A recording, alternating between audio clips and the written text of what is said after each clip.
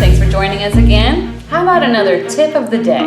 I really like striping my bag. To stripe your bag, you're going to open your bag up as much as possible, and you're going to spoon your meringue to one side of your bag. And I usually just go over, just like cup over, and then I'll grab my other color and put it here and continue striping by going down the outside of that bag.